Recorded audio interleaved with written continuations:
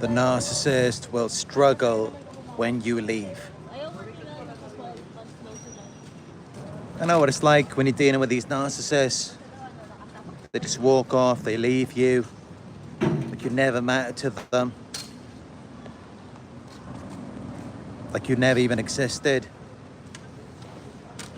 I know that's how it typically goes when you're dealing with these narcissists, because that's how they want you to think, is that they never needed you and that they can just walk off like you never meant anything to them. That's how they want to leave you feeling when it's finally over. Whether they discard you or you leave them,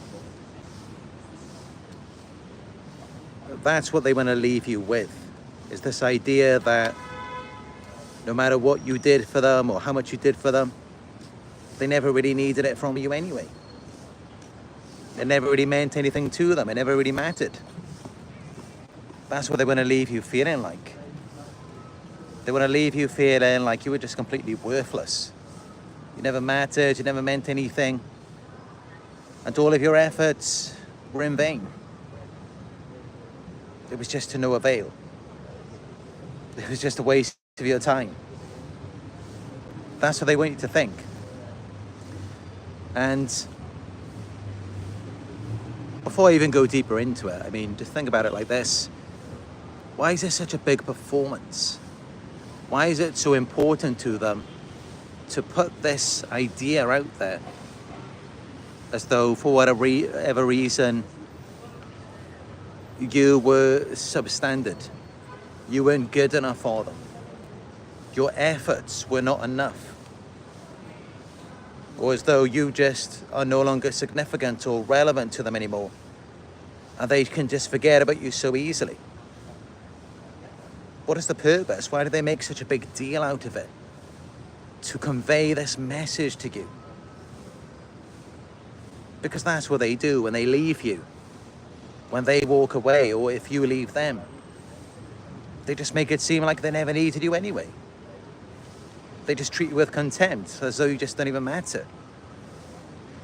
So why do they do that when they were initially around you and they were enjoying so many benefits from you? They wanted your attention. They wanted you to admire them initially. And then they used you as an emotional punching bag. And yet at the end of it all, they act like it never mattered anyway. Like you were never important to them. You were never valuable. It's kind of funny when you think about it. And that's just it, you know, where they put this kind of thing out there. It really reveals that that's what they're insecure about. Is that all along they know that they did need you. They were dependent on your validation, your attention, and quite possibly your money and resources as well. And so they're very insecure about that, because the odds are they're never going to find anyone to replace you. They're never going to find another empath. We are very rare in this world. Most people, they do not have an empathetic nature. They're not compassionate. They're not going to take care of them in the way that you did. They're not going to tolerate the things that you had to put up with. Most people are not going to do that. And this is why they put this out there like that. They convey this to you as though you never mattered, you were never important. As though they can just find another you so easily and effortlessly. Because deep down they're actually insecure about that very thing. Deep down they feel like they're never going to find another you. They're never going to be able to replace you. Deep down that's how they feel. And that's why, to compensate for that and to try and regain control over you and over themselves, over their own insecurities and deficiencies, they then convey this message to you by ghosting you, discarding you, leaving you, triangulating you with someone else, comparing you to someone, smearing your name, discrediting you, sabotaging you. This is all to try and prove to you and simultaneously prove to themselves that they never needed you anyway. That they can do without you. When actually, no, that's the very thing they're insecure about. And they will struggle without you. Because just look back and remind yourself of all of the things that they were dependent on you for. Remember for how long they were dependent on you for. All of that time they spent around you, all of that time they spent using you for your eyes and ears, your attention, your sympathy, your compassion, your kindness, your energy, possibly your money and resources as well. They used you for all of those things because despite how they make it seem as though, like many narcissists, they like to make you think they have tons of friends. They've got all these people who are waiting for them, waiting on them. That's how they want to make you think. When actually, no, the reality is, there is not a single person who shares your empathetic nature in their entire lives. They don't know anyone else like you. There is no one else like you. There's no one else who is as kind and compassionate as you are. Someone who would do as much as you did for them. Someone who would tolerate the things that you tolerated. There is no one else. It's just you. And that's why they put this out there. That's why they're so insecure about it. That's why they might want to make you think that they're not going to struggle without you. That's why it's so important to them, because the reality is, and deep down they know that they are going to struggle without you. They know that they will. Because otherwise, someone who it doesn't really need you, they're not really dependent on you, and they feel like they can go off on their own, they will be fine without you. It's not going to be a big deal to them to really convey this message to you and leave you feeling worthless, insignificant, like you never meant anything, like you never mattered, like you weren't important to them, like everything you did for them wasn't good enough. And as though they're fine, they're going to be happy without you. A person doesn't need to do that if they're really confident and comfortable in themselves. They don't need to make you feel that way. They don't need to leave you thinking that before they go or before you leave. And so it reveals that that's the very thing that they're insecure about. Is that they are going to struggle without you, and not only that, but you're going to be fine without them. Because that's another thing, they want to leave you feeling like you need to be the one who's holding on, you need to be the one who's staying, because they're the ones who are holding on to you. They're the ones who can't let you go. They're the ones who can't stop thinking about you. You're the one who's always on their minds, because of all of the things that they've done. Remember, they are shame-based people who are doing everything they can to avoid reflecting on their shame. And at some level they feel it. They don't feel for you. They don't have any compassion for you.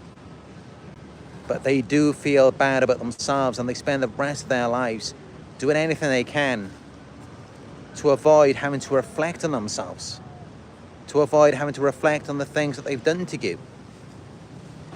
And that's why typically when you see them coming out and they're like, they'll rip off their mask, they'll show you who they are, and they're very intimidating, even coercive, threatening.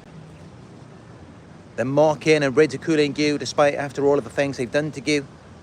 Again, why are they putting that out there? Why is it so grand, imposing, overpowering? It's because, again, that's the very thing they're insecure about, are the things that they've done to you. And that's why they're so defensive. That's why they become almost like psychopathic. They become very grandiose, because these are all of the things that they're insecure about deep down. Typically, the things that they're not insecure about, you never hear about it anyway. You won't even hear about that from them if they're not insecure about it. You do, because it's the very things that they are insecure about. And honestly, their greatest fear is you leaving them. They don't ever want to feel separated from you. The only time they really let you leave, or if they leave you, it's only because they assume that you're still desiring them, you're still longing and yearning for them, you're still holding on. That's the only time they're going to leave or let you go.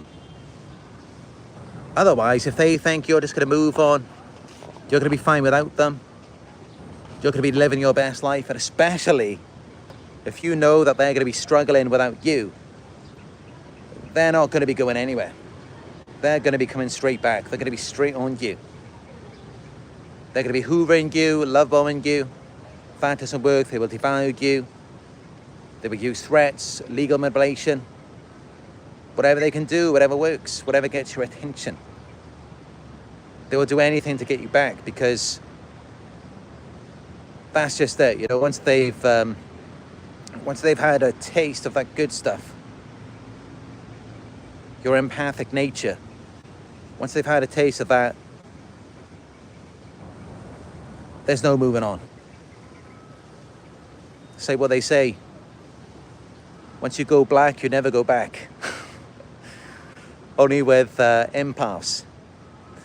Once they've had a taste of your empathic nature, there is no moving on. They're going to remain attached to you. They'll just try and switch it. They'll spin it around on you and make you feel like you can't live without them. They'll leave you desiring, craving, longing and yearning for them, when really it's the other way around. It's the very thing they're insecure about. Once they've had a taste of your empathic nature, there's no moving on. There's no moving past that. Especially since people like us are very rare. They're never going to find anyone else to replace you. It's just never going to happen. They're never going to find anyone else who could do even a fraction of what you've done for them. They're never going to find anyone else who will tolerate what you tolerated. Especially for that amount of time as you did. And it can go on. It can go on to you also having the strength and resilience as well. They're never going to find anyone else who's as strong and as resilient as you were. To where it's like you were like a cartoon character. They would do all of these things to you, and you would just keep coming back. You would just keep popping back up. Someone else, they do these things to them, they might have a stroke, a heart attack. They could be dead. They could go insane. They could kill themselves. But you kept pushing forwards. So you're not only an empath, but you're also very strong. And all of these traits, all of these qualities combined, they're never going to find anyone else who gives them that supply, who gives them that validation, attention, that sense of security, to where they then feel comfortable in themselves. But not really in themselves, it really just validates the false self of them being all-powerful, omnipotent. They're never going to find anyone else to replace you, to give them that supply. It would only ever come from you. And this is why, typically, yes, while they will struggle without you, they're not ever going to be without you. It's never going to happen. They're never going to fully disappear. They're always going to be there in some sort of way. They're always going to have some form of connection or association with you in some sort of way, even if not directly, because they're never going to replace your supply. They're never going to find that type of energy ever again. It's only going to come from you. So this is why they will hold on. They will try and hoover you. They will try and love bomb you again to pull you back in. Or they will just go straight to the devaluation, and they will remain devaluing you until the end of time. If that's what they have to do to keep you connected to them. They will just villainize, demonize you. Because even by them doing that, even by them villainizing or demonizing you, it's strengthening the bond. It's strengthening that connection, that tie from them to you. It's like they say, there's a fine line between love and hate. They're actually very similar emotions. They're both very passionate. And whether a person loves or hates you, they are seeking a connection with you. They want to remain tied to you.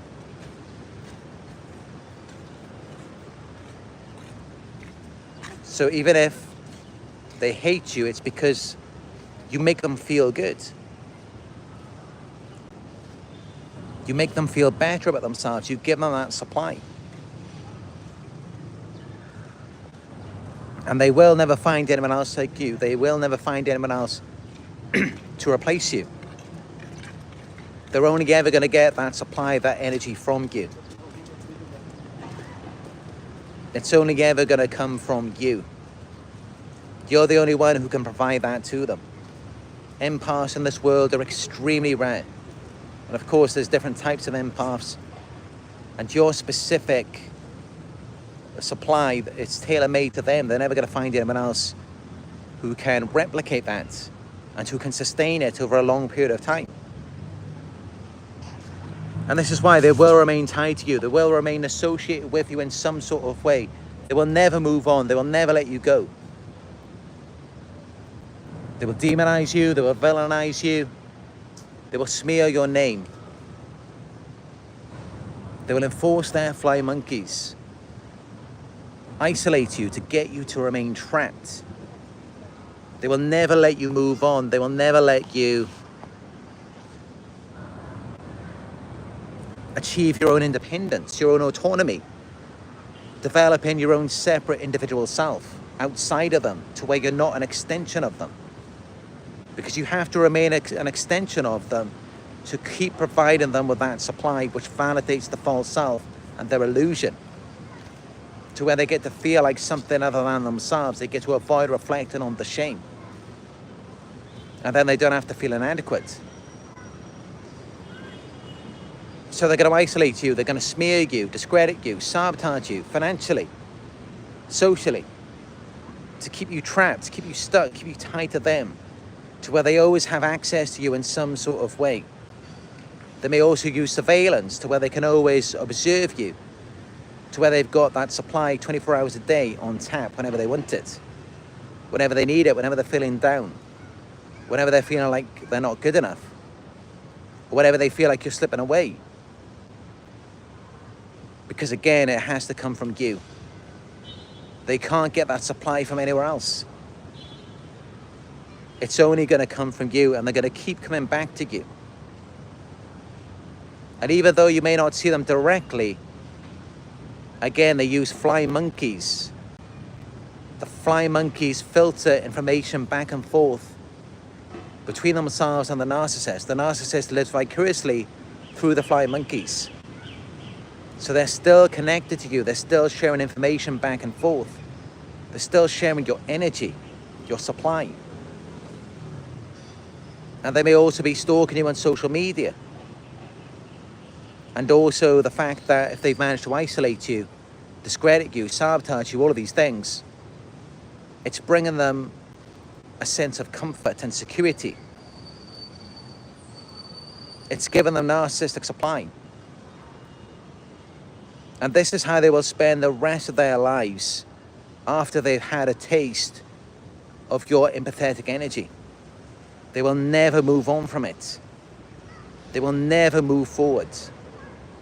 They will remain stuck. They will remain trapped for the rest of their lives.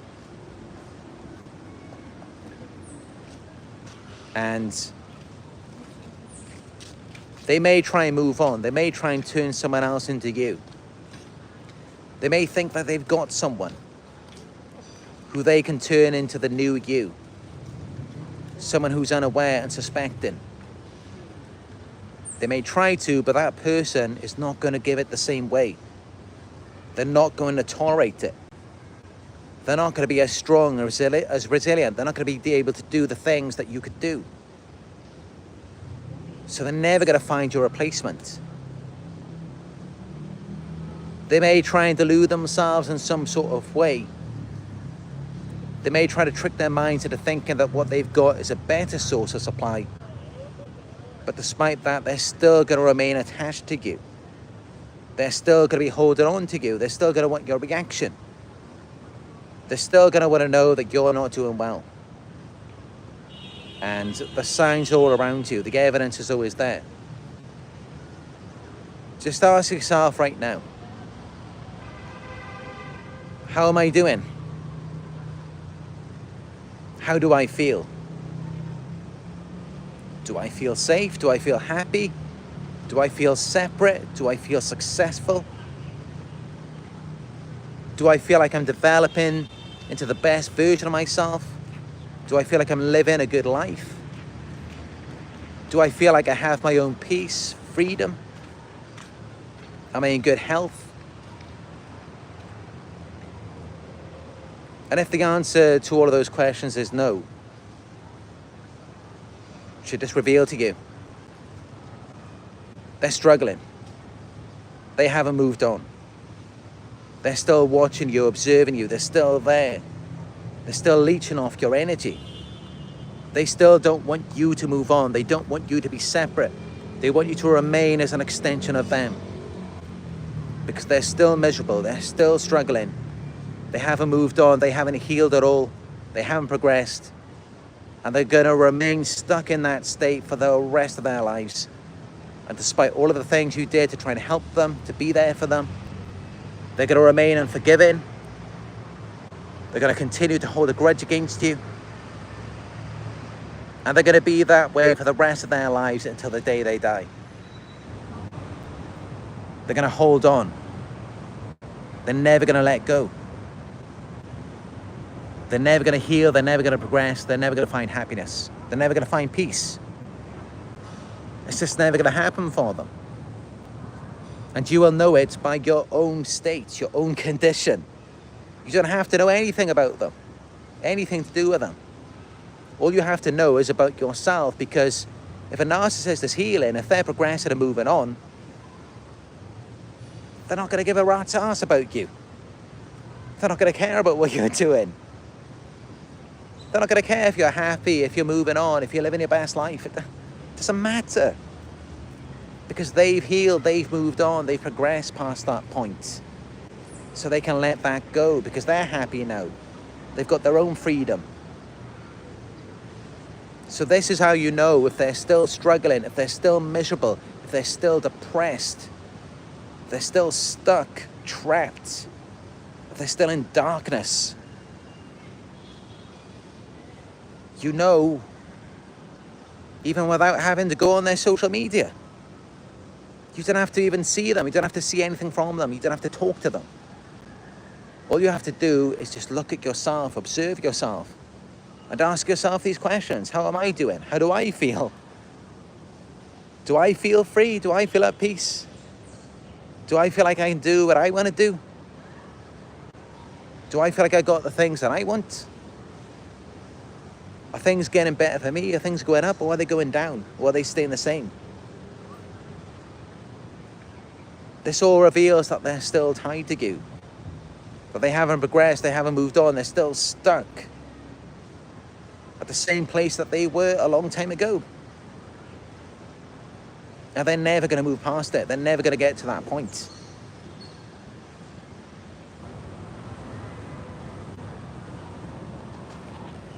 They're never going to see what's ahead. They're never going to get past it. This is as far as they get. And that's why they're going to remain tied to you, and they're going to keep trying to pull you back to where they're at. They're going to keep trying to pull you back to them because they can't heal, they can't move on, and they will make you feel like it's something to do with you, something that you've done. You've done more than enough for them. You did everything you could. You sacrificed your entire life for them. That's more than enough. It's nothing to do with you. It's their own shame. A simple definition of a narcissist is just a shame-based person who's doing everything they can to avoid reflecting on their own shame. And think about it. After all of the punishment, all of the things you've had to go through, shouldn't that be enough? Aren't they satisfied? They're not satisfied because it has nothing to do with anything that you've done. It's what they've done to you. That's what's eating away at them. And that's why they just keep going with it, because if they don't keep going forward, they've got to go back, they've got to go inwards and reflect on the shame. So that's why they just keep blaming, keep punishing, keep trying to just distract themselves, so they don't ever have to self-reflect. And because of that, they never get to know their true selves. They don't want to know their true selves. They want to continue living a lie and just using you as a source, as a supply to prop them up, to validate the illusion. And so that's what they're going to continue doing. So it should never even be a question. If you're dealing with a narcissist, if you're dealing with someone who left you worse off than you were before, and they felt nothing, they felt no remorse, no compassion for you, without a shadow of a doubt, they are going to be struggling without you. They are going to be struggling. And there's not ever going to be a time where they are not struggling. They're going to be struggling eternally. It's going to continue for them. It's never going to stop. And to confirm that, all you have to do is look at yourself. Look at how you're doing. Ask yourself, how are you feeling? Are you feeling good? Are you feeling like yourself? Are things the way that you want them to be? And if they're not, then ask yourself why. It's because they're stuck, they can't move on. And they have a crabs in a bucket mentality.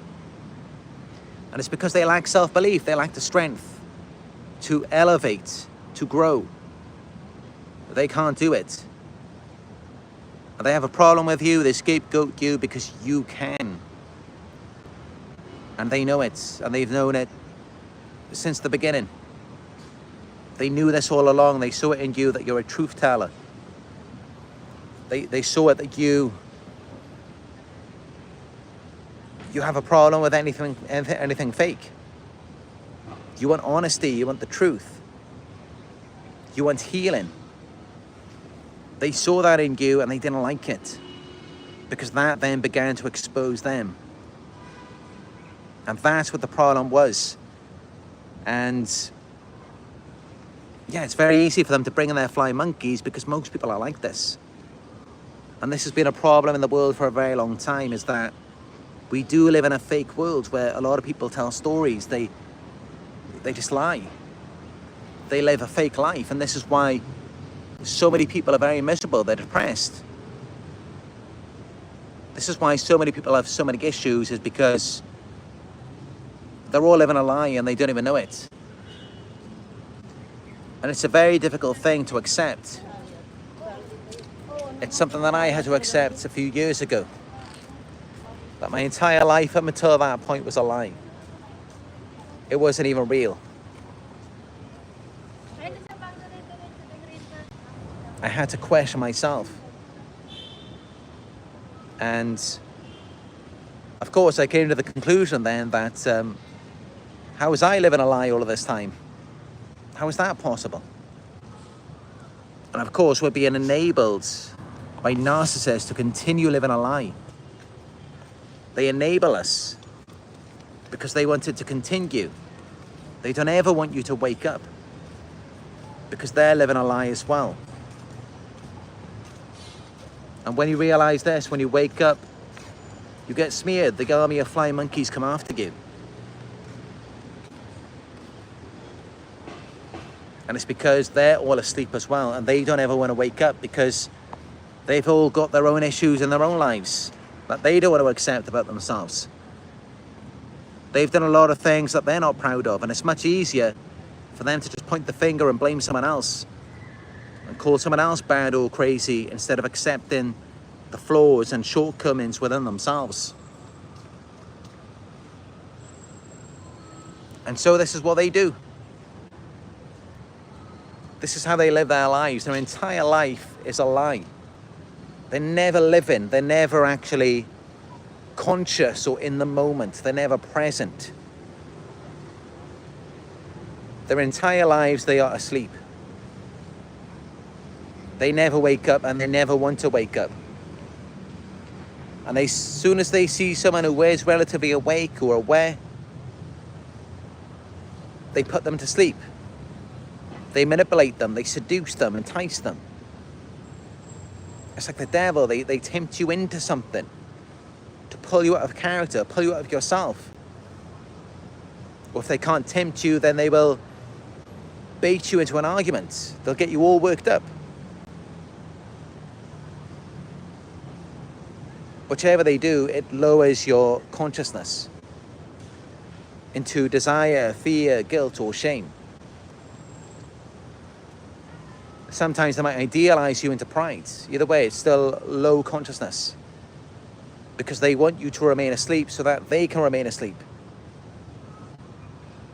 But by their remaining asleep, they're never happy, they're never fulfilled. And this is how, when you were with them, when you were their source of supply, they always had a problem with you. They were always really angry. It's like no matter what you did for them, it was never good enough. They were never satisfied with you. And that doesn't just change because you've left or because they've left you. It's going to continue that way. They're always going to be like this, whoever they're with. They're always going to struggle.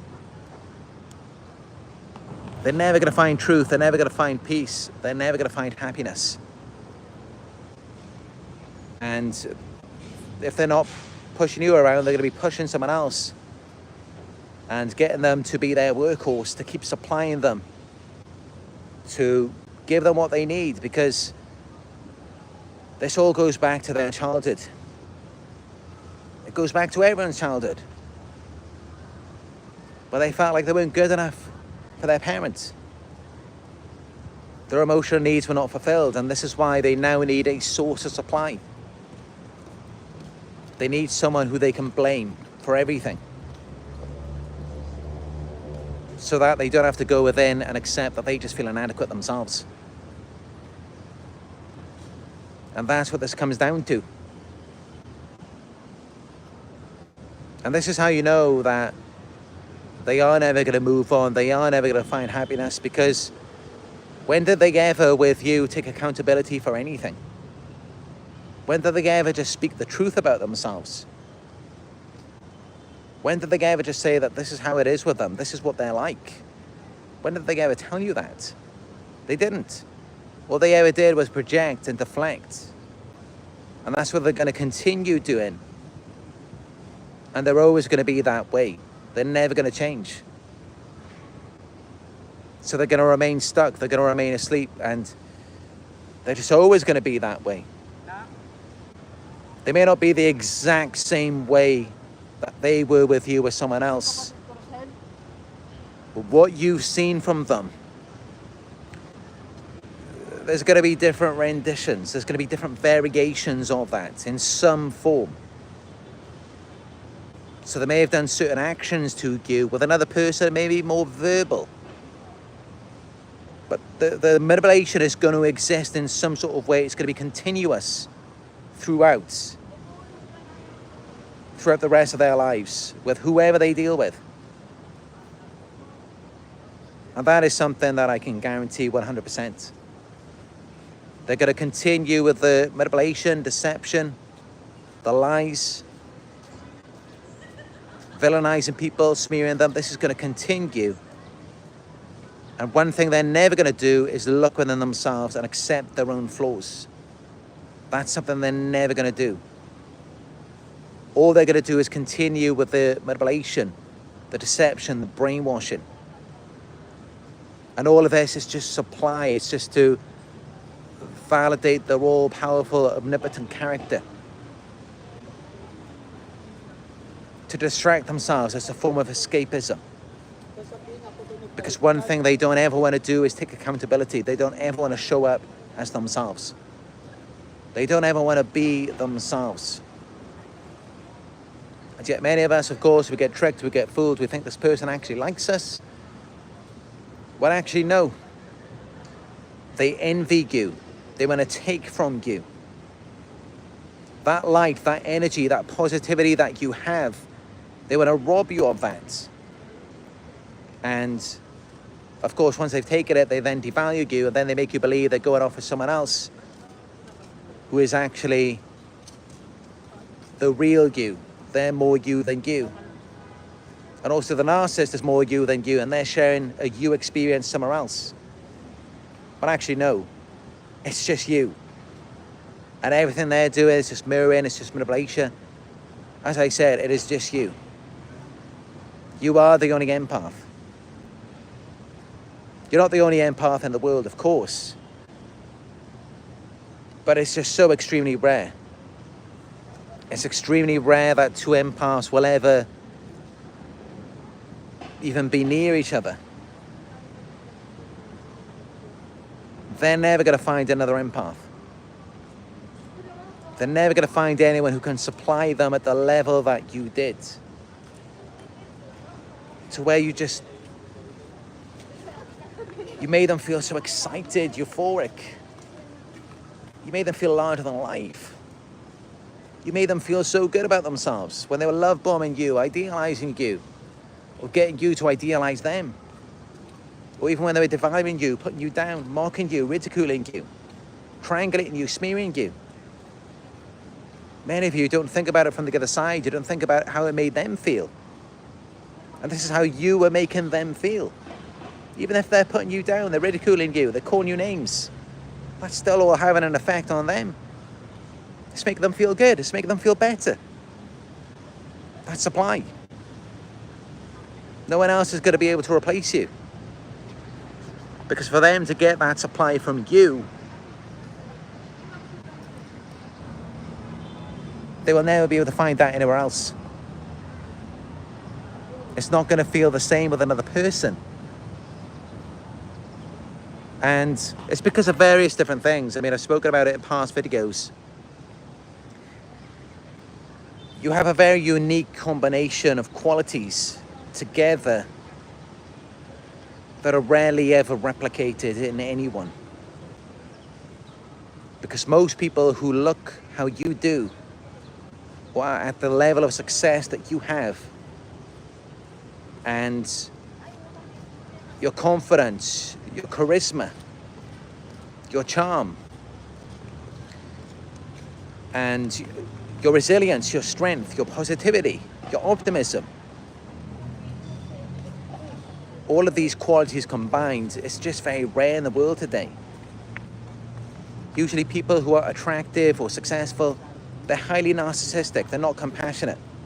They don't want to lift a finger for anyone. They don't care about anyone. They don't feel obligated to help. But you do. That's extremely rare. It's extremely rare. It may not seem like it is. It may seem like it's everywhere, but everyone else is just pretending. You're actually the real deal.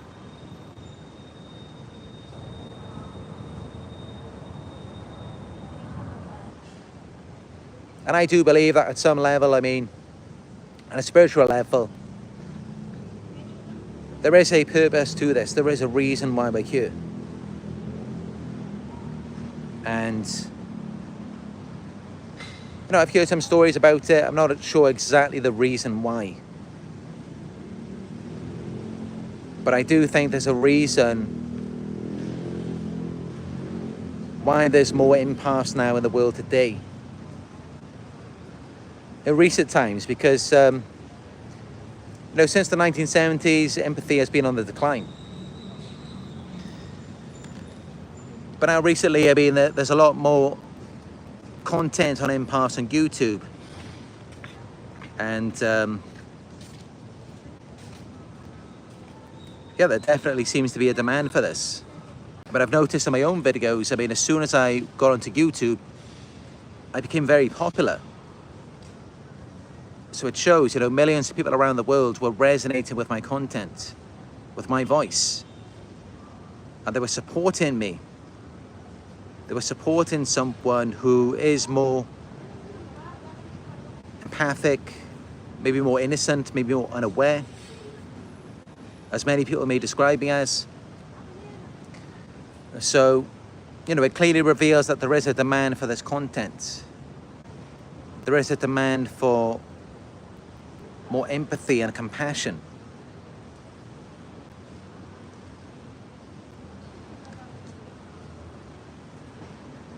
And of course, I'd like to think that there is, because, in the world today, there is a lot of narcissism. There's a lot of bad people in the world today who are just all about themselves. They're very primal. They can't think past their own needs. They can't connect to anyone because they just have a void. And it really just stems from childhood. It stems from unfulfilled emotional needs, to where they now seek out their parent and another person. And that's really what you were to the narcissist. You were their parent, their caretaker. They weren't viewing you as an intimate partner.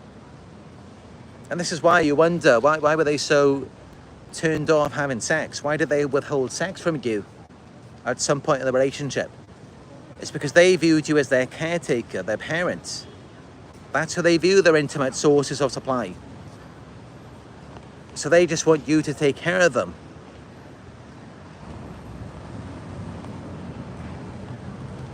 But that's how it is when you get close to a narcissist. Initially, they don't view you that way.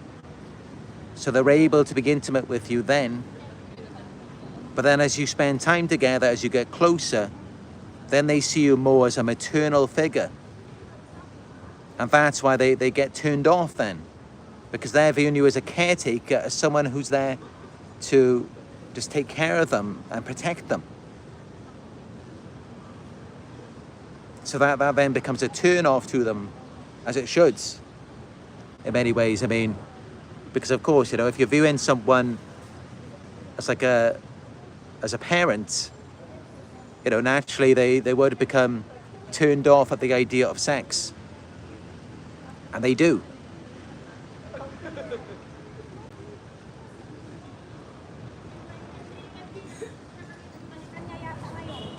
But yeah, you were their caretaker, their parents. You took care of them all of that time. You babied them, you pacified them. It's like you were just rocking them back and forth in your arms, making them feel better. Relieving their pain, their trauma. Temporarily fulfilling their unresolved emotional needs in childhood. And that's really all they want, is just for someone to emotionally and psychologically just hold them and nurture them. Take care of them emotionally. And that's why they have all of these tantrums. That's why they have these hour-long monologues at 3 o'clock in the morning, just out of nowhere. This is why they need drama. They've got to cause problems.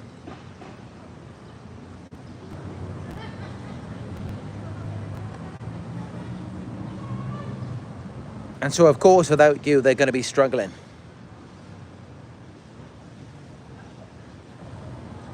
And there should be no doubt about it. They are going to be struggling without you. But because of their pride, arrogance, and ego, they're going to want to go out, leaving you feeling like they never needed you. And it's also to kind of soothe themselves in a way, to kind of gain control of it. Gain control over something that they can't control. But they kind of just control it by just telling themselves that they don't need to control it. And they can just let it go. When actually, no. They're not just going to be able to move on that easily. And this is why they will come back. They will revert back to the same tactics, the love bombing, devaluation, triangulation. They always use the same tactics. Because in their minds, it's just thinking about, how can they be regulated? How can they use you to sustain themselves emotionally, to validate the false self?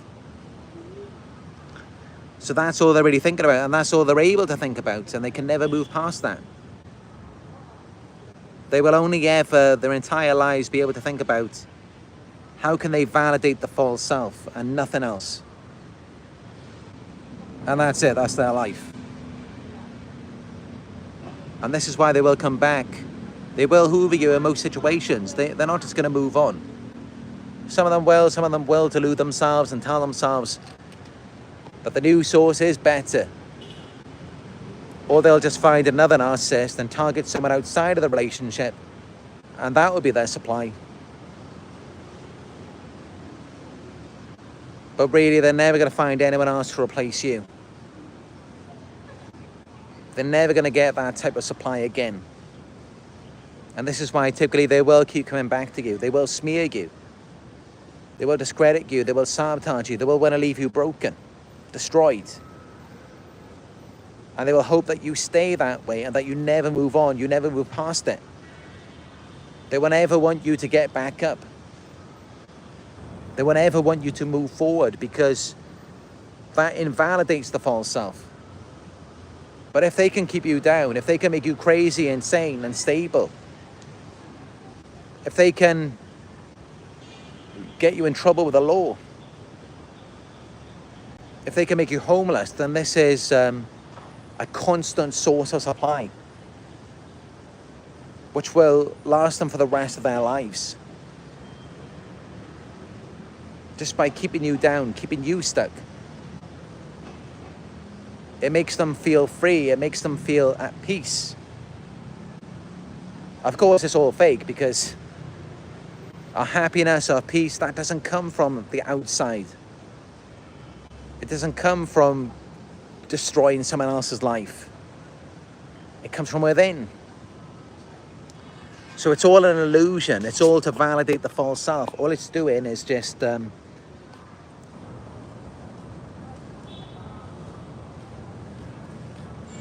it's just helping them to avoid reflecting on their own pain by them affecting you. And it's because they cannot access themselves internally. Or not so much that they can't, it's more they don't want to. They don't want to deal with their traumas. It's just too painful for them. So they try and manipulate and control the external instead. They try and affect you to support the false self that is more external, outside of them.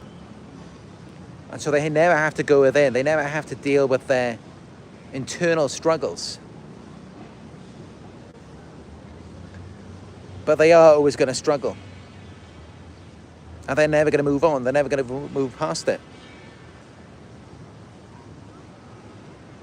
You will know if a narcissist has moved on, because they will release all of those grudges that they had against you. They will forgive you. They will just let you go, let you move on. And they will just forget about you. They will not be seeking vengeance. They will not be taking the law into their own hands. They will not engage in financial or legal manipulations. They will not do any of that if they have really moved on. If they're no longer struggling. They do it because they're struggling.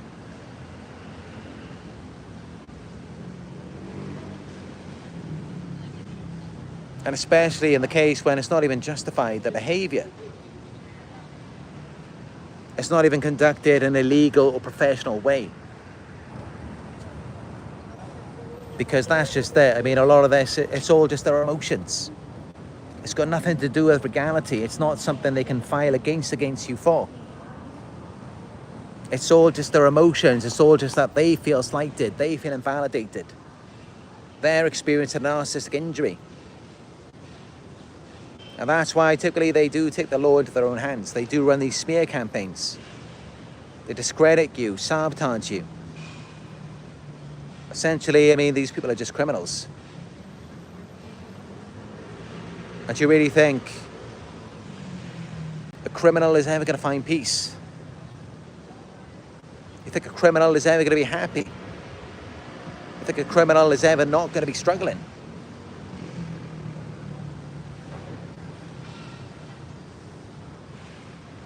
In most cases, it's not likely.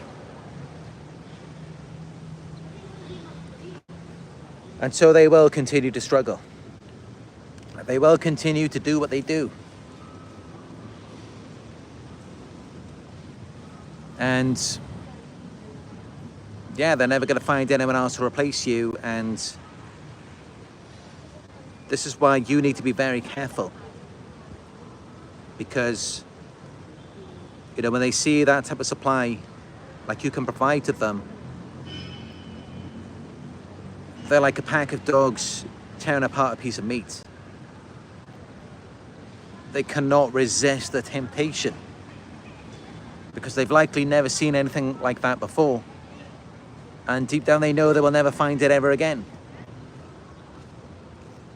And that's why they will hold on to you, and even when they leave, they will keep coming back. They will keep returning to the source, because they know they're not going to find that anywhere else. They know if they want to have that feeling, if they want to validate the false self, if they want to feel powerful and in control, if they want to have an opportunity to get to avoid reflecting on their shame, and instead to feel euphoric, elated, they know that all they've got to do is get around you. Whether it's to love bomb you, devalue you, discredit you, wherever it may be. They know they're going to get that feeling from you. And of course they are, because you're an empath. Because you're innocent, you're pure, you're optimistic. And you're meant to be here to motivate and inspire people, to encourage them on their own development, but instead they see that in you and they just want to steal it and use it to validate their false self. And so that's what they use us for. And honestly, I do believe that we were never intended for that purpose. It was never meant to be that people just come around us to steal our light and to abuse it, to use it for something else. But this is what they do. This is what they use us for. If you're finding this video helpful, give it a thumbs up.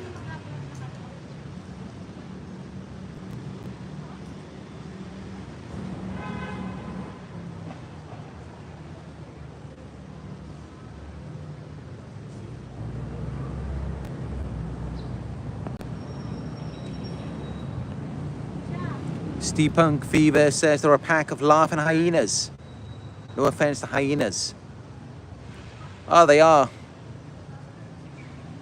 And what do? They target the lions. That's what we are. It takes a pack of them just to hunt us down. If you've got 10 narcissists coming after you, trying to bring you down, I mean, that just reveals how powerful you are.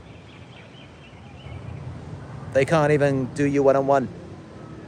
They've got to have 10 of them at the same time. That's when you know that you have won.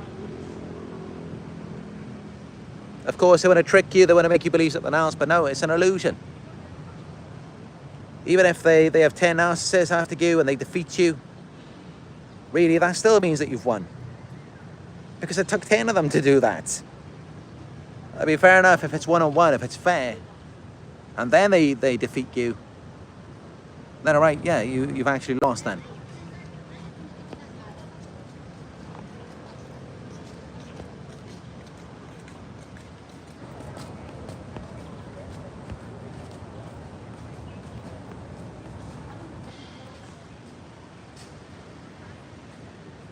Ellie123 says, I try not to react, and it's been hard because that's what they want.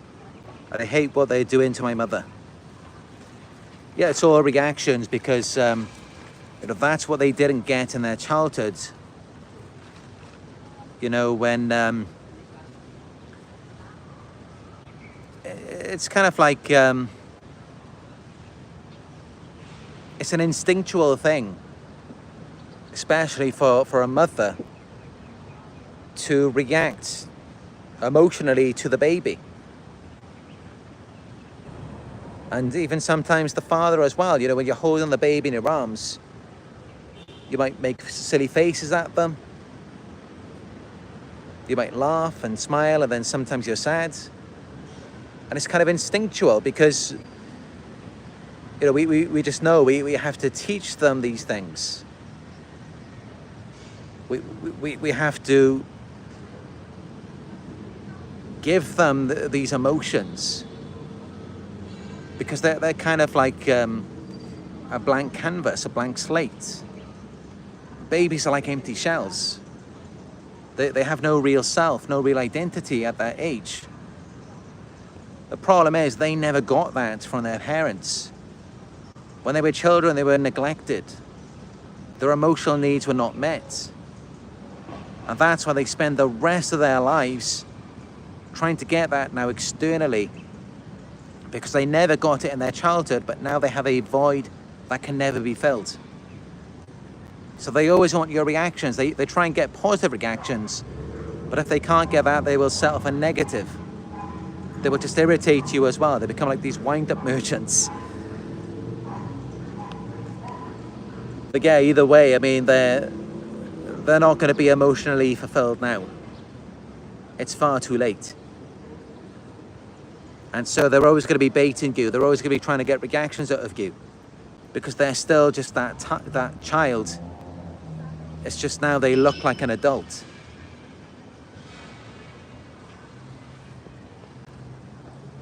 And this is why they're so immature. I mean, if you just look at like so many of their behaviors, it's so childish. I mean, it's really, it's just like, it's like Michael Jackson. And I hate to bring him up because, you know, he was such a great musician, but that's really what it's like. You know, because of what happened to him in his childhood, and he never grew up. He never really developed that maturity, even though, of course, you know, he was an excellent singer and performer. But it's very much the same thing with these narcissists, is that they just lack the maturity. They have an arrested emotional development. And this is how it is with a lot of child stars. Because, you know, they didn't have a proper childhood upbringing. They were just thrown into the industry.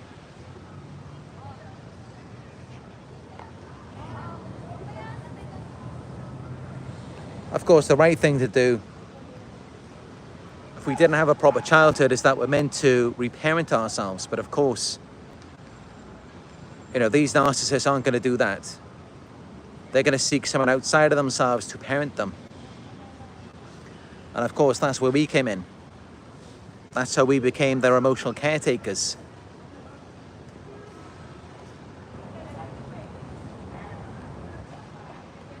Ellie Wynn says they are cowards. Cannot stand up for anyone or face themselves. That's right, everything they do is just to avoid confronting themselves. They have disowned themselves. They want nothing to do with themselves.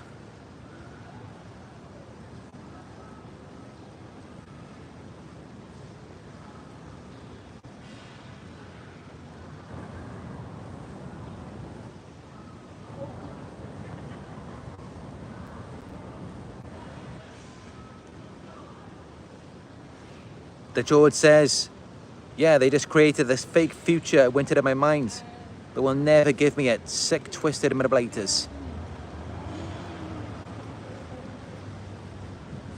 Well, yeah, that's one way of looking at it, but look at it like this. I mean, doesn't that just show how incredible, how powerful your mind must be, and how they must know that themselves? Because it's like, you have to use your mind, your imagination, to get you to imagine this fake future, because the reality is they can't give you anything better than what you can imagine in your mind. And so they use your own mind to manipulate you, because your mind is greater than them. That's why. And that's just it. I mean, they can never give you the fantasy, because that's all that it is. It's a fantasy. It's fake. And what they do is they go off with someone else and they just they present this same fantasy to everyone else. They present it back to you to make you feel like, you know, now it's actually real. When no, it's always a fantasy. It just kind of seems more real to an observer. When you're actively participating in it, it's no longer a fantasy. Then it's real, and then you just want to get out of it. You want to get away from it then. And they know that. They know that once you're in it, you want to get away from it because it's just very repulsive and distasteful. They understand that concept. This is why they want to keep you as an observer of it for that reason. So you've really just dodged a bullet anyway. And you should be thankful that you're not caught up in that future, because it's nothing good anyway. You don't want to be stuck with someone like that. I just think about it, if someone is okay to manipulate you, especially at the very beginning, what else are they going to be comfortable with doing later on in the relationship? It's not going to get better, it's going to get worse. It's not like after a certain amount of time, a few weeks or months, they're just going to suddenly warm up to you and just become a nice person when they were like that at the beginning. If someone's comfortable to be that way early on, it's a huge red flag, whether it's to you or to someone else. And so the best thing you can do is just to walk away from them, and you really just dodge a bullet by doing that.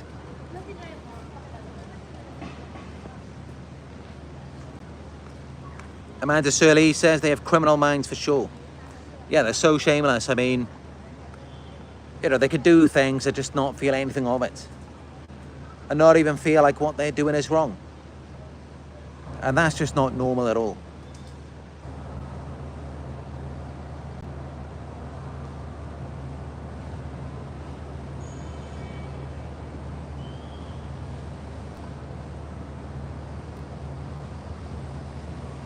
Ellie123 says, I had quite a few meltdowns because of what they're doing to my mother. It's been horrible. Yeah, but they will blame you for that. If you have a meltdown, then it's something to do with you. Something wrong with you in their minds. Because in their childhood, they were never allowed to have any feelings or emotions. They weren't allowed to express themselves. And even though they were being abused, they went through hell in their childhood, they were just told to suck it up. They were just told that if they feel bad, if they feel anything, if they feel hurt, then that means there's something wrong with them. So now they hold the same mentality towards you as their victim, where no matter what they do to you, no matter how much they abuse you, if you react in any sort of way, if you get angry, then that means there's something wrong with you. Doesn't matter what they do to you. And that's just completely crazy. I mean, of course, at some point, if they're constantly pushing and provoking you, you're going to react, you're going to get angry. It's just human. But that's just it. They don't understand, they can't relate because they're not human. They were never allowed to have emotions or to express themselves in childhood. So they never developed into a normal human. And that's why they do not encourage or support your human development.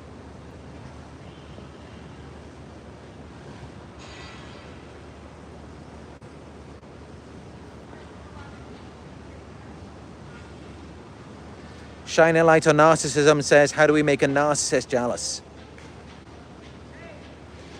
That's the funny thing about it, because with you, they have to make you jealous. They have to bait jealousy in you. For us as victims, it's different. We don't have to do anything to make a narcissist jealous. Just be. You don't have to do anything. You don't have to have anything. Just you being. Just you existing. Just you being relaxed and composed. That's enough to make them jealous. That will make them more jealous than you having all of the money in the world. Than you having your perfect relationship partner. Just you being relaxed and composed. Because that's one thing they will never be able to do.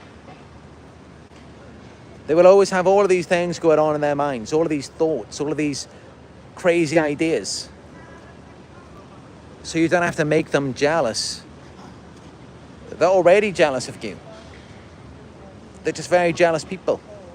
And you will know when they're jealous of you because they will project it right back onto you. They will try and make you jealous. And when they're trying to make you jealous, it's because they're jealous. They're already on that wavelength and they're trying to bring you onto it. Because think about it, for them to bring you onto a certain frequency, they've got to be there already. They can't pull you onto something that they're not already going themselves.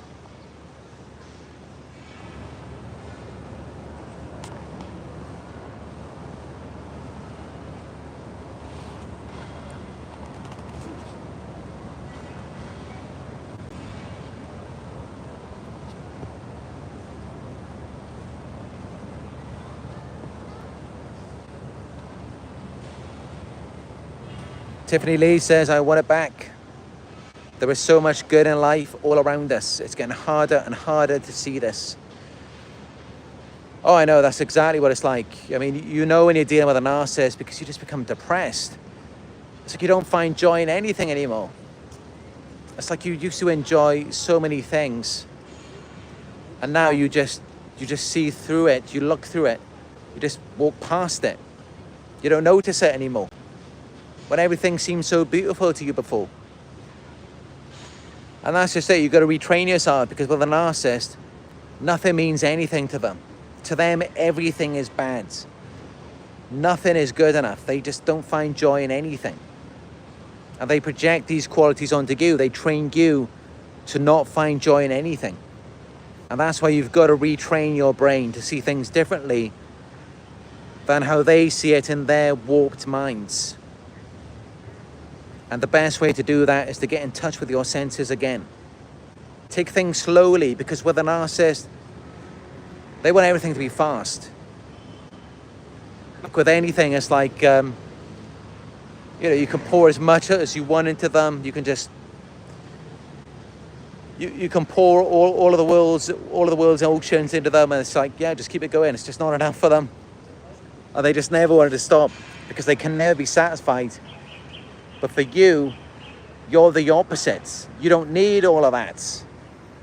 It's too much for you, because you don't have a void. It's going to overflow and just drown you.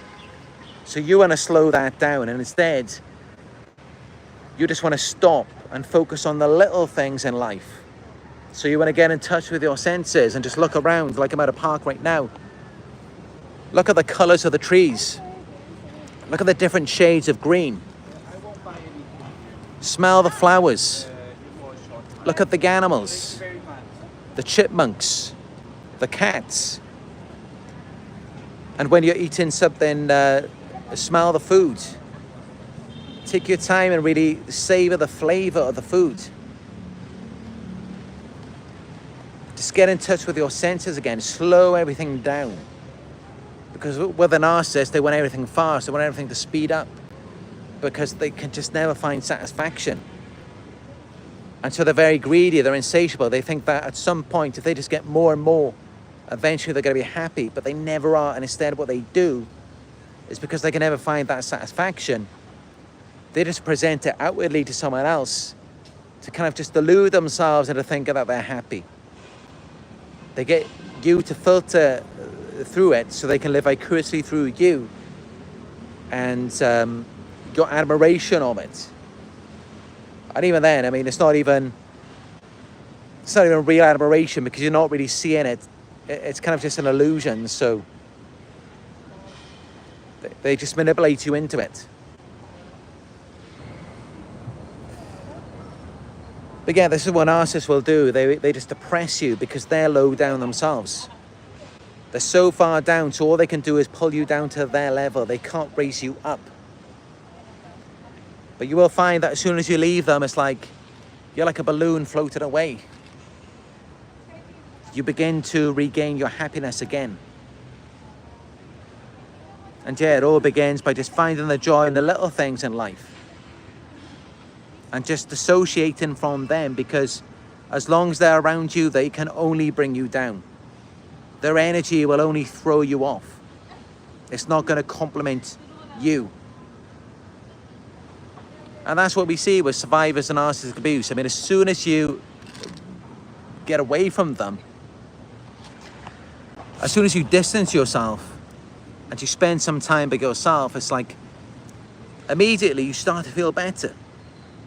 You start to regain your health and happiness again. It's only when you're around them that they bring you down, because it's their energy. It's their dissatisfaction which they project onto you. They get you to identify with it because they're on that level. And really, you know, when they're around you, all they can do is take from you. They envy you. They can only strip you of what you have.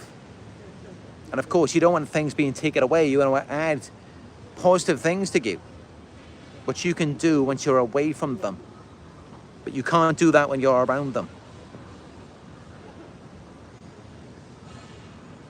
So I hope that helps anyone who is, struggling to see the good things in life, because that's what it's like when you're around narcissists, is that there are no good things in life around a narcissist. And even when something seems good, it's not good, and it never will be good around them.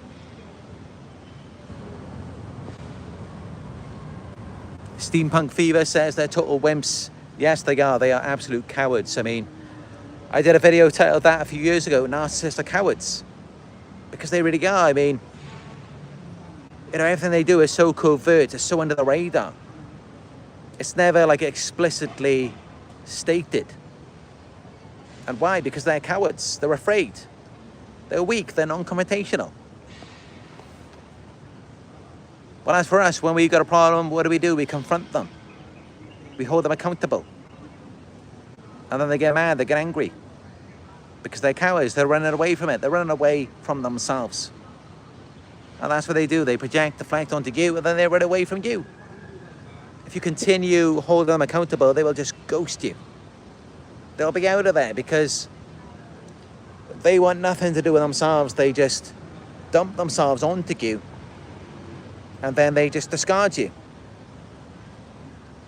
But that's just it. Even though they disown the very things they dislike about themselves and assign them to you, even though they do that, it doesn't stay with you. Eventually you unlearn it, and you regain your self-awareness, your sense of self. And they also return back to themselves. This is why they need constant sources of supply. It can never sustain them. The George says, I probably have at least 20 plus random gang stalkers. That's quite a few, the George. But yeah, you will find that the more people they need, it reveals how powerful you are. Because if you're just a weak target, they'll only need one or two. They won't need so many of them if you're so easy to overcome. But I think it's kind of the thing, like when, with gang stalkers, it's kind of the same thing as with, like self-aware narcissists. It's like they want to go back to being unaware narcissists because they prefer having that effect. I mean, it's not really so fun for them, to be a gang stalker or to be a self-aware narcissist who's still trying to get it, like they're still trying to get supply. It's much better for them when they're unaware, or when they can come across though they're not a gang stalker, because then they can get what they want more easily. Of course they know there's nothing good about being a self-aware narcissist who's still doing the same things, even though they're aware of it. Or to be a gang stalker. And to have you knowing that they're a gang stalker, they know that's not going to produce a positive effect. They know nobody wants that in their life. And this is why they try to dress it up as something else. Because they know that there's nothing desirable about them. They know that no one in the right mind would want anything to do with a gang stalker. I mean, could you imagine? Can you imagine like taking a girl home to your parents and it's like, yeah, this is my girlfriend, she's a gang stalker. It's nothing to be proud of. It's nothing good at all. It's really a sign of defeat. It's embarrassing. It's something you want to hide. It's not something you want to tell anyone about.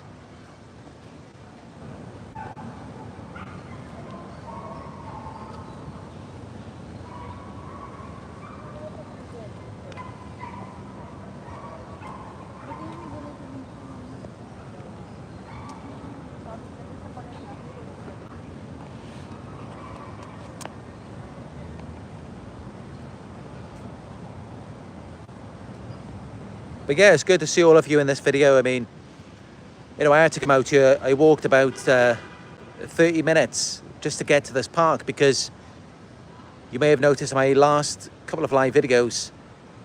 I mean, my last live video yesterday, I only had about 5 seconds and then I deleted it, because there's just no signal in my room at all. But I'm so glad I managed to come out here today and do this video for you. I mean, yes, I mean, you know, as the George mentioned, you may notice there's all of these creepy gang stalkers everywhere, and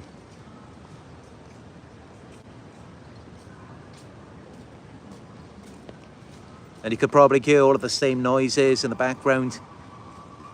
But despite that, I mean, you know, I put up with the pressure, I put up with the psychological damage.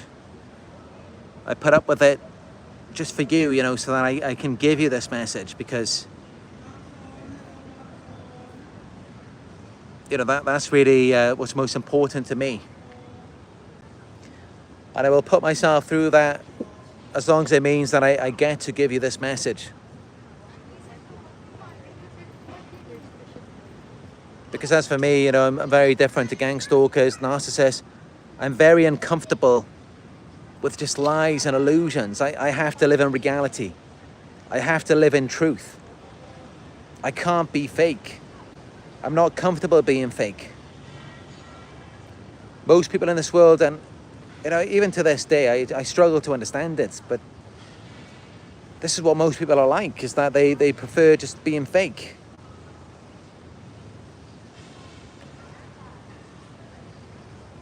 But in their minds, you know, I guess they just justify it with their childhood. Even though they may not think of it consciously, they just see it as though that permits them to do what they want to do the things that they do to you. That's how they justify it in their minds, even though they don't think about it consciously like that.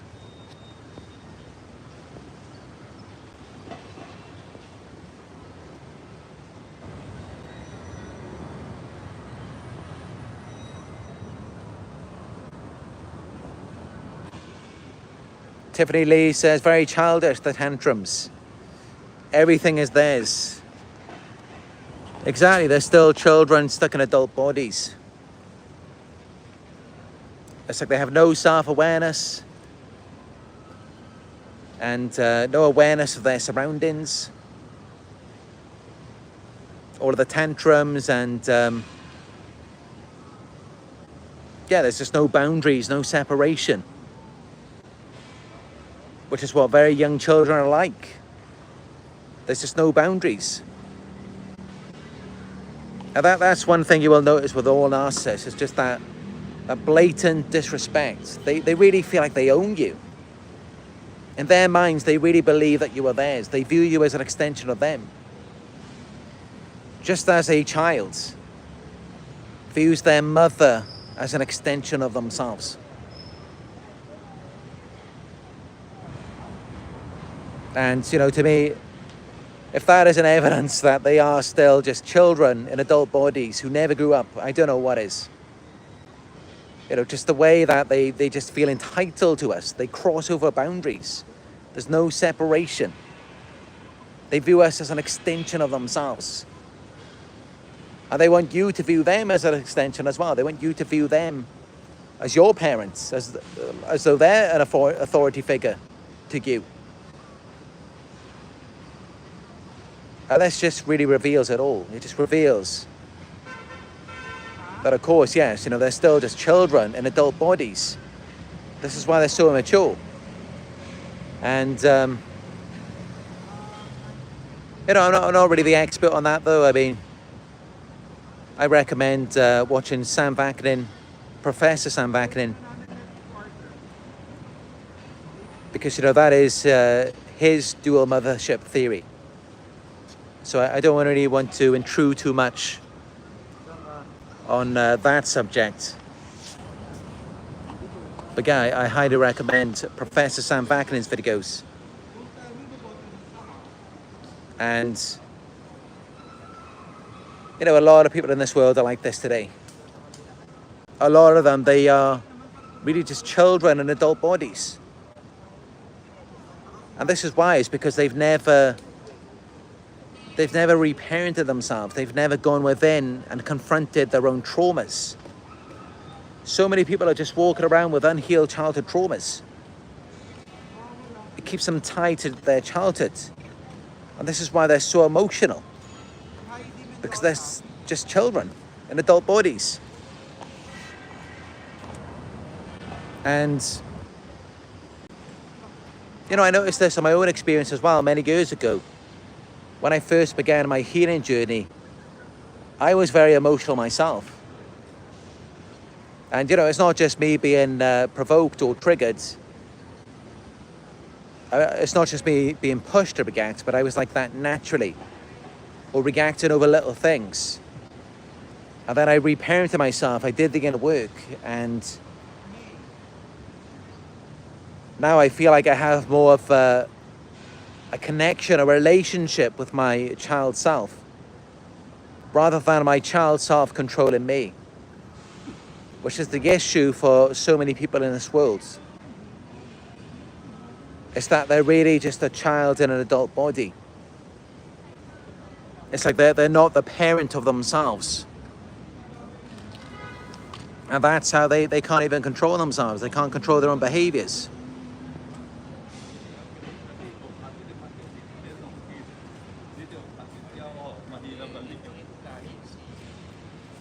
RH asks, do you think Michael Jackson was a narcissist?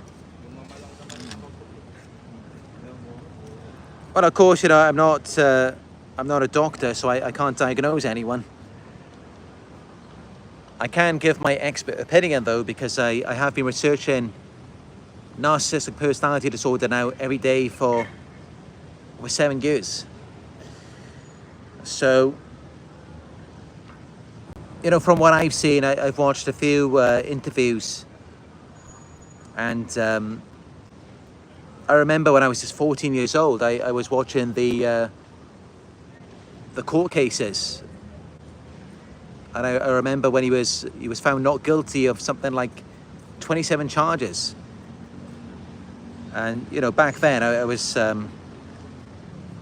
because I was such a young age myself, I didn't really understand it, and I just took it as though that was the truth, as though he really wasn't guilty. And so I was really happy with him because I grew up with his music. I was a huge fan of his. But now, you know, knowing everything that I know and all of the evidence that I've seen, I wouldn't be surprised. And I'm pretty sure that he did molest those children. You know, we know that those children were in his bed. And yeah, I'm pretty sure that he did molest them. And of course, you know, while that is an horrific crime, at the same time, you know, I think about all of the things he went through in his childhood with his father, and all of the media, everything that they did to him. And he was just a product of his environment. You know, they all made him that way. They forced him to be that way. It was barely even a choice of his own. And he had no one who he could talk to.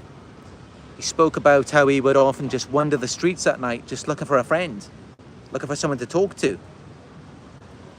He had no one there for them. He had no support. And so, you know, it's so easy to blame the one person. And, you know, yeah, it's horrific what he did with those children. But it's like, where was the support? And he was clearly looking for someone to be there for him, to help him through this. And so, yeah, you know, I think it's so easy to blame just the one person, but what about everyone else? And I think that's how it is a lot of times, is that, you know, we look at someone as though they're the narcissist. What about all of the people around them? I mean, they must be on an even higher spectrum to enable that behavior, to where many of them are almost encouraging it. They're encouraging self-destructive behavior in another person. So, But yeah, I've seen the court cases, and I've seen some interviews, and I don't believe that Michael Jackson was a narcissist. I don't think that he was. He was such a soft person. He was so childlike. It just didn't seem that way to me. I think that he definitely had a lot of trauma. Perhaps he did have some personality disorder. But I don't think that he was a narcissist. I think the media and the record label, they try to paint him that way. Because, that's what sells records. But I don't think in his personal life that he was highly narcissistic. I think he was actually very compassionate. And who knows, maybe he really did love children. But it seems that,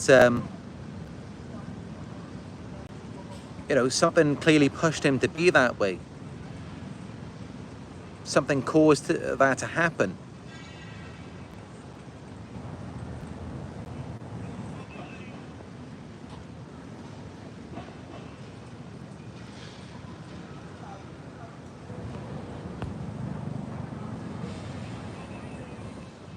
I'm never someone to just completely villainize someone. I look at both the good and bad sides of them. Which, of course, it can be difficult sometimes, depending on the things that people have done. But it's how it is, there exists a duality in all of us.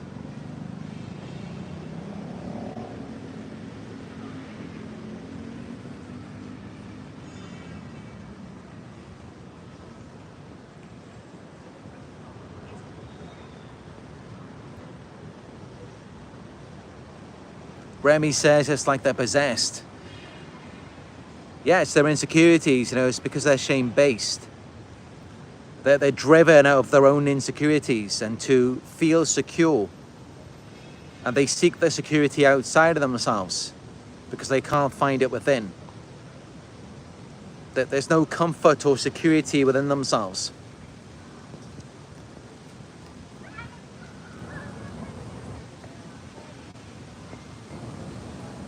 But yeah, these narcissists, they're really like children in adult bodies. That's all that they are. They're very immature. But that doesn't make them any less dangerous, because a gun is no less dangerous than the child of a hands, in the hands of a child. It's no less dangerous. And I know I'm starting to get my words all mixed up now. This is what happens when I'm around the gang stalkers for too long. It's all of the, they come close to me and they start like staring into my eyes and smiling, and then waving their arms around everywhere like they're about to assault me or something. And of course it kind of throws me off, as it would, if someone just walked close to you and started staring at you, smiling at you. Or if they just started waving their hands, it would possibly trigger fight or flight. And then you would naturally destabilize and start stuttering your words, everything. Especially if you're focused on a certain task at the same time. But when you're dealing with gang stalkers, they will gaslight you and make you think that your reactions make you crazy. When no, your reactions are normal reactions to their crazy behavior. That's how we define it. So they're crazy, not you. They're trying to project it onto you. But yeah, despite that, I do my best to just maintain my composure despite what's going on around me. Despite all of the crazy people, despite all of the, what are, really just assaults. When someone's waving their arms in your face, it's really, it's a crime, it's an assault.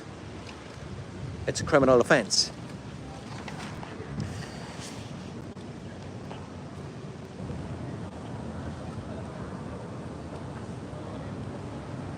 But yeah, I tried to do the best that I could for you in this video, as I try to do in all of my videos.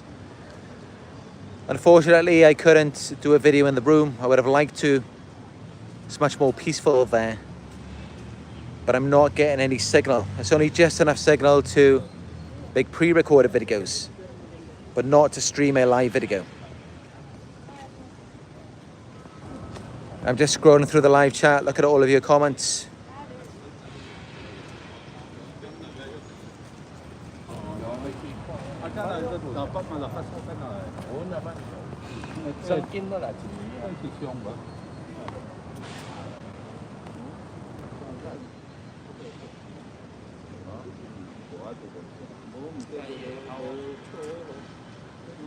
The George says, yeah, lots of them have learned that gang stalking is a sign of being a loser.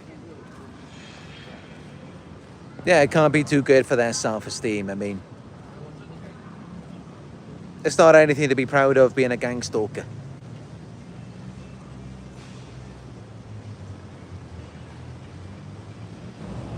But yeah, you will find if you look back through my videos, so many of my live videos, I mean, I'm surrounded by gang stalkers wherever I go. I mean, you know, for the last, since 2016 every day, since 2011, I was gang stalked several days a week. And yeah, you'll see it in all of my live videos. I always get followed by people that was doing weird things. That was talking really loudly. And yeah, at the same time, they kind of act like they don't even see me, as though they're just socially unaware.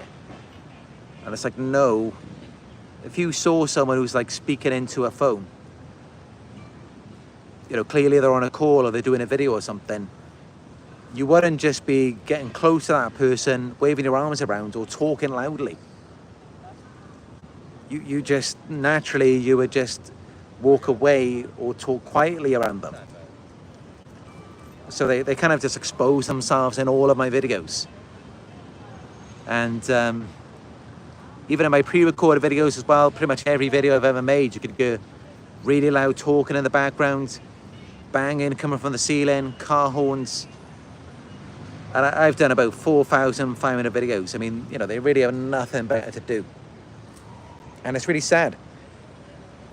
But yeah, I actually, I wrote up a video this morning, how narcissists waste their entire lives.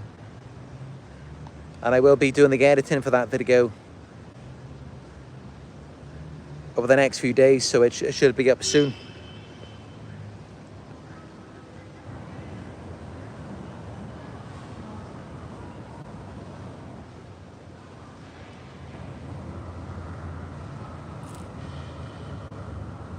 Aaron Michael says they want to feel like their life has meaning. It doesn't.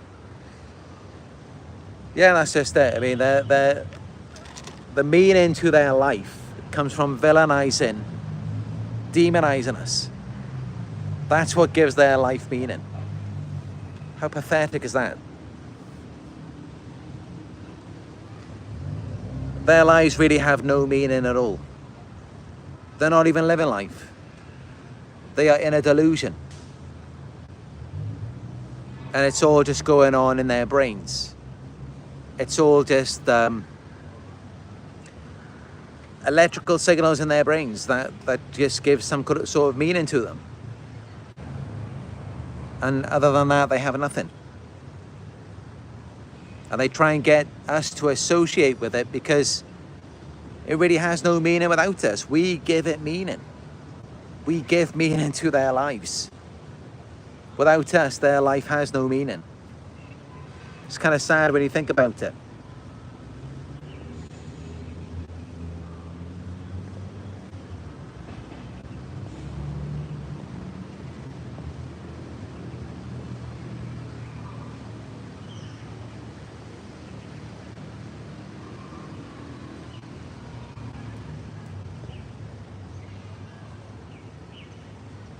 Heike Homestead says they have childlike table manners. A lot of narcs have bad table manners at the dinner or in a restaurant. Oh yeah, speaking of bad table manners, I remember, I think this was at the airport. There was one woman who was like kind of turned around, facing me, and she was eating with her mouth open. And I'm thinking, God, don't people have manners here? Like, these are like basic things we're taught as children. Is you don't chew with your mouth full. You don't put your elbows on the table. But these are the very things that they do. It's like they're barely even conscious. They just do these things and they're not even thinking. They just don't even care.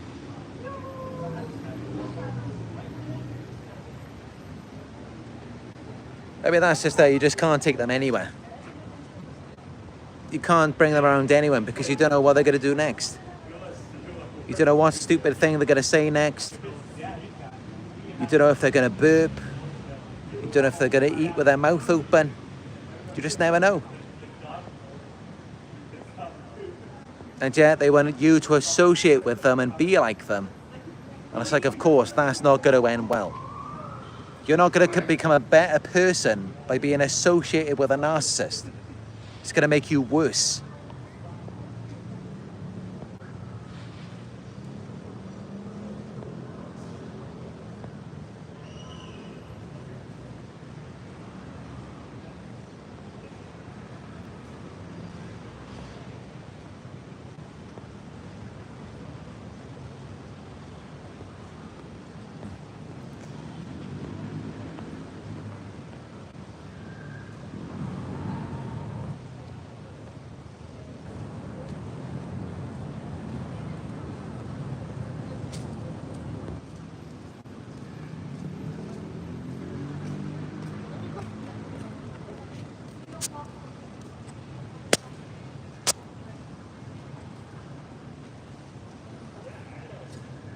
People are saying Valentine's Day. I just had to check the date. It's not Valentine's Day yet.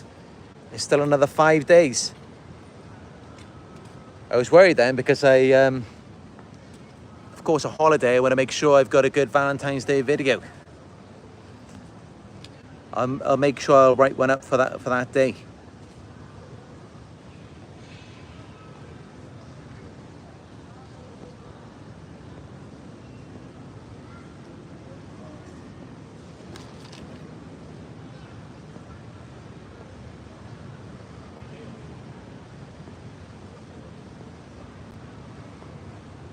There's so many comments in the live chats, it's difficult to get through them all. But also, if you have any thoughts about this video, any questions, let me know in the comment section as well. Because I don't get so many comments on my videos. So if you leave a comment, I will definitely see it. I read through your comments every day. And I'd love to hear from you. And if you have any questions, I can answer them.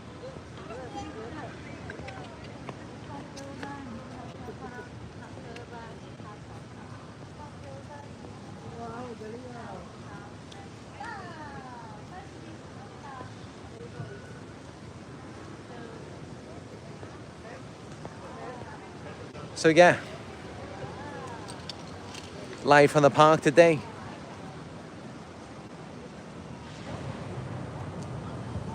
If you enjoyed this video, give it a thumbs up. Let's get this video out there. If you're new here, subscribe. Click all notifications so that you'll be notified when I go live again.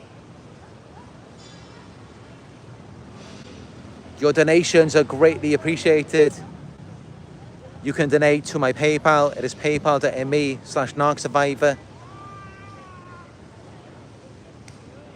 If you would like guidance and support on your healing journey, you can book a one-on-one with me by going to my website. It is narcsurvivor.co.uk.